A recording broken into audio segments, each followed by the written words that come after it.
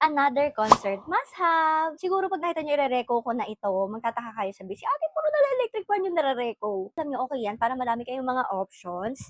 And kasi naman pagdating ng BTS Con, 'di ba, ang init nun kaya summer din yun, kaya kailangan natin ng electric fan. So this electric fan, familiar na sa inyo 'to. Again, this is from Amgras. Ayan naman siya, 'di ba? Tandaan niyo ba yung electric fan na ni-reco ko din, yung may miss, ayan siya, yung parang aquarium levels. Meron din siyang mas malaki. So, this one is the Pro 2. Ayun yung comparison niya, guys. Okay, ito, mas okay to kapag yung mga bags nyo maliliit lang, ganyan. Ito, kapag medyo malalaking bags nyo, okay din yan. Tsaka, parehas silang 6,000 mAh. Mas mabigat nga lang tong isa kasi mas malaki siya. Pero ang nagustuhan ko dito is, nare-retract kasi yung head niya. So, halimbawa, nakapatong siya sa table na ganyan.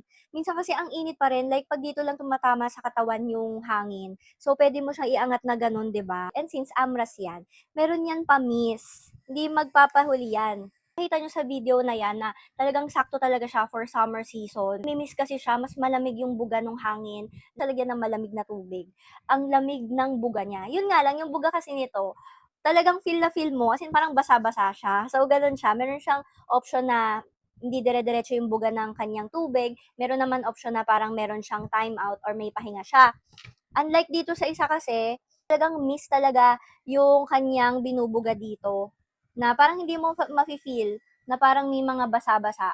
So, ayan. Pwede naman kayo mamili kung gusto nyo ba yung ano lang, yung manipis lang yung buga niya, yung parang hindi mababasa yung yung mukha mo, or yung gusto mo yung pang malakasan talaga na mababasa yung inyong mga mukha. So, pwedeng-pwede to. Ito, gamit na gamit ko rin siya, lalo na dry yung skin ko. Like, kapag nakita kong nagbibitak-bitak na yung part dito, yung concealer ko ganyan, binabasa ko siya nito na siya maging patchy-patchy dyan.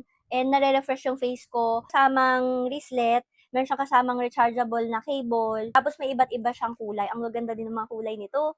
So ngayon, depende sa voucher nyo. Sa akin naka 830 siya ngayon. So ayun yung mga kulay niya. Syempre ang pinili ko is yung purple. Ito kasi maliit, wala siyang purple na option. Pero ito meron. Kaya ginrab ko na.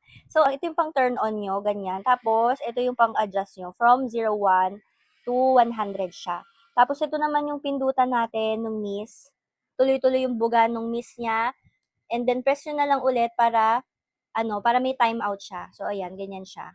Ayan guys, alay ko siya dyan sa yellow basket kung gusto niyo ng electric fan. And guys, promise, must haves na talaga to. Hindi mawawala to sa bag ko.